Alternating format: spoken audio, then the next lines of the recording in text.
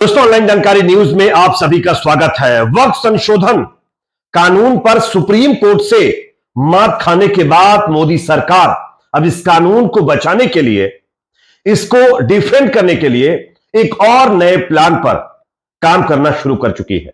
और इस प्लान को लेकर के एक ताजा रिपोर्ट सामने आ रही है जो अपने आप में बहुत अहम है। दोस्तों, अब मोदी सरकार जब 7 दिन का जो टाइम उसको सुप्रीम कोर्ट से दिया गया है, 7 दिन में जो रिपोर्ट सौंपने वाली है उसमें अब क्या करने वाली है, इसको लेकर के ताजा अपडेट सामने आ रही है। इसकी जानकारी आगे मैं आपको थोड़ा विस्तार से दूंगा। साथ ही साथ वक्फ कानून पर सुप्रीम कोर्ट से बड़ा झटका लगने के बाद बीजेपी को उत्तर प्रदेश हाईकोर्ट से भी एक बड़ा झटका लगा है।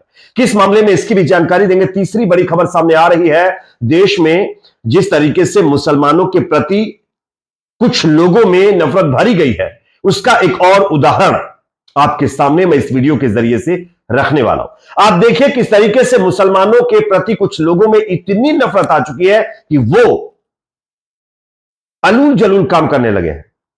किस तरीके से, आगे इसका वीडियो भी हम आपको दिखाएंगे। उससे पहले एक छोटी सी रिक्वेस्ट, अगर यह वीडियो आपको पसंद आए तो लाइक जरूर करिए। चैनल पर नए हैं तो सब्सक्राइब करने के बाद बेल आइकन को प्रेस करना ना भूलें। बात करेंगे पहली और बड़ी खबर की। आप सब जानते हैं वक्फ संशोधन कानून को लेकर के सुप्रीम कोर्ट के अंदर मोदी सरकार को जिस तरीके से झटका लगा है, उससे अभी भी सरकार उभर नहीं पाई है।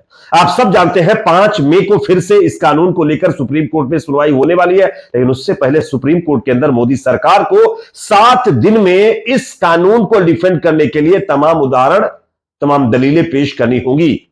और इसको लेकर के मोदी सरकार नए प्लान पर काम करना शुरू कर चुकी है। कैसे, आप स्क्रीन पर एक खबर देखिए। वक्फ कानून संशोधन मामले में कोर्ट से बड़ा झटका टालने के लिए केंद्र सरकार तेजी से काम कर रही है।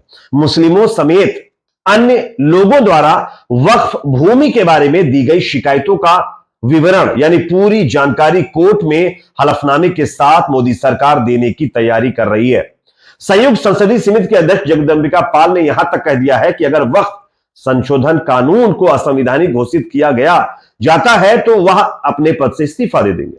वक्फ कानून संशोधन के प्रमुख प्रावधानों पर रोक लगने से बड़ा झटका मोदी सरकार को लगा है। ऐसे में केंद्र सरकार कोर्ट में और दस्तावेज देने की कोशिश कर रही है। पहले दिन कोर्ट द्वारा पूछे गए सवालों का सॉलिसिटर जनरल तुषार मेहता, जो मोदी सरकार के वकील थे, ठीक से जवाब तक नहीं दे पाए हैं। बीजेपी के कुछ लोगों का मानना है कि यही झटके की वजह है कि कल सरकार ने खुद कोर्ट में यह आश्वासन दिया कि वक्फ संपत्तियों में कोई बदलाव नहीं होगा, जिससे बिल के खिलाफ कोई आदेश ना आ जाए। आदेश से बचने के लिए सरकार ने इस तरीके का जो है प्रस्ताव कोर्ट के सामने रखा। कोर्ट ने मान लिया, ठीक है भाई, अगर आपको लग रहा है कि आपने कानून सही से बनाया, इसमें कोई दिक्कत नहीं है, तो आपको 7 दिन का टाइम दिया जाता है। आप उसके 7 दिन के अंदर आप अपनी बातें रखें। अब मामले की अगली सुनवाई 5 तारीख को होगी। उससे पहले केंद्र सरकार को वक्फ संपत्तियों के बारे में मिली शिकायतों का पूरा रिकॉर्ड सुप्रीम कोर्ट में सौंपने की तैयारी कर रही है। सरकार का तर्क होगा कि कई जगहों के बारे में, कई संपत्तियों के बारे में जो है मौलिक अधिकार इस वक्फ के जरिए लोगों का हनन किया जा रहा है। सरकार का तर्क होगा कि कई जगहों पर इससे लोगों के मौलिक अधिकार प्रभावित हुए हैं और ऐसे मामलों में दखल देने का अधिकार सरकार को मिलना चाहिए।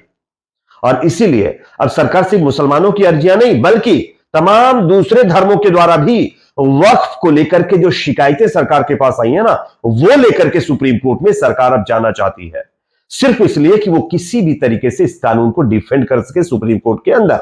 क्योंकि सरकार ने कानून तो बना दिया, लेकिन कानून के अंदर जो खामियां रह गई उस पर सरकार काम नहीं कर पाई है। और उसी को लेकर के सुप्रीम कोर्ट ने कई सवाल सरकार के सामने रखे, जिसका जवाब उनके वकील, सरकार के वकील नहीं दे पाया। इसीलिए 7 दिन का वक्त मांगा। अब 7 दिन के अंदर कुछ ना कुछ तो खिचड़ी पकानी पड़ेगी।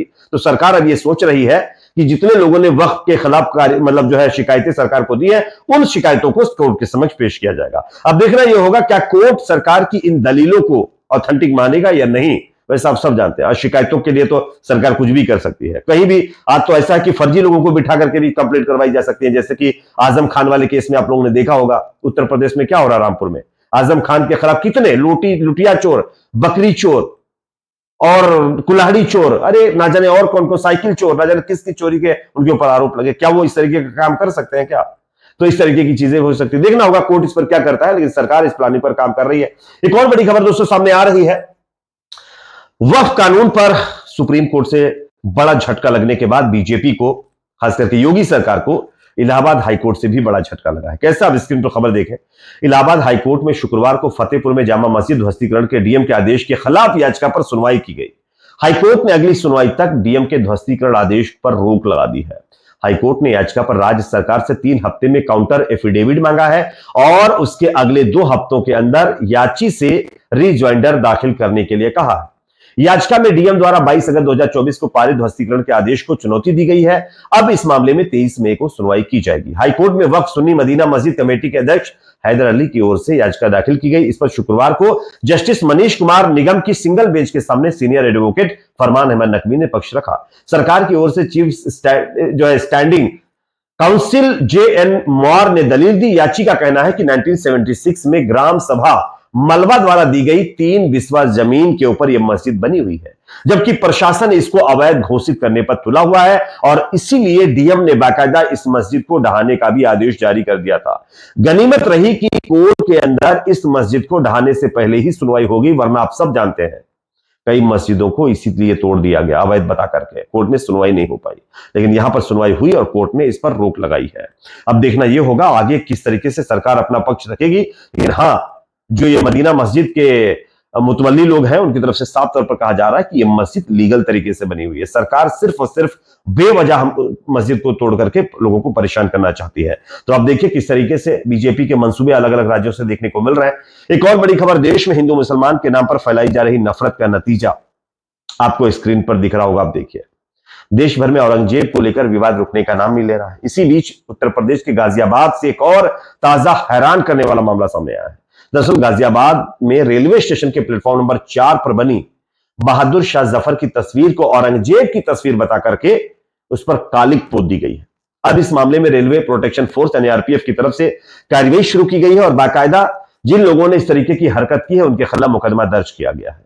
लेकिन अफसोस इस बात का होता है कि इस तरीके के लफंगे, ये गुंडे, इनको ना जाने कहां से ये परमिशन मिली हुई है, ये कहीं भी जाकर इस तरीके की हरकतें कर देते हैं और इनके खिलाफ सख्त कार्रवाई भी नहीं होती है। दिल्ली में आप लोगों ने देखे होंगे कई साइन बोर्ड्स को इसी तरीके से कालिक पोती गई, जिसमें अकबर रोड हो गया और कई मतलब जो है बाबर रोड हो गया, ऐसे कई मतलब बोर्ड हैं जिनमें कालिक पोती गई। लेकिन दिल्ली पुलिस जो अमित शाह जी के अंडर में आती है कोई कार्रवाई इनके खिलाफ नहीं करती है। इसलिए इन मवालियों के हौसले इतने बुलंद हैं, ये अब शाह जफर की भी मूर्ति को नहीं बख्श रहे हैं, वहां पर भी जाकर के उनकी तस्वीर पर कालिक पोत रहे हैं। ये सब लापरवाही का नतीजा है। अगर इन मवालियों के खिलाफ कड़ी कार्रवाई की जाए तो इनकी हिम्मत नहीं कर पाएगी कि इस तरीके से ये हरकत करें। और आपको बता दें, ये सिर्फ अकबर, बाबर या शाह जफर का मैटर नहीं, ये मुसलमानों का मैटर है। यहां पर इन लोगों में मुसलमानों के प्रति नफरत भरी हुई है और उसकी भड़ास ये जब जिंदा लोगों पर नहीं निकाल पा रहे तो ये जो लोग खत्म हो चुके हैं, इस दुनिया से जा चुके हैं, उनकी तस्वीरों पर निकाल रहे हैं। ये हमारे देश की असली सच्चाई है। ये गोडसे के मानने वाले देखिए किस तरीके की हरकतें कर रहे हैं। उम्मीद है कि आरपीएफ इनके खिलाफ कड़ी कार्रवाई करे ताकि फ्यूचर में इस तरीके की हरकत ये मवाली ना कर पाए। इस पर आपकी राय कमेंट सेक्शन में रखिए। वीडियो पसंद है तो लाइक करिए, शेयर करिए, चैनल पर नए हैं तो सब्सक्राइब जरूर करें।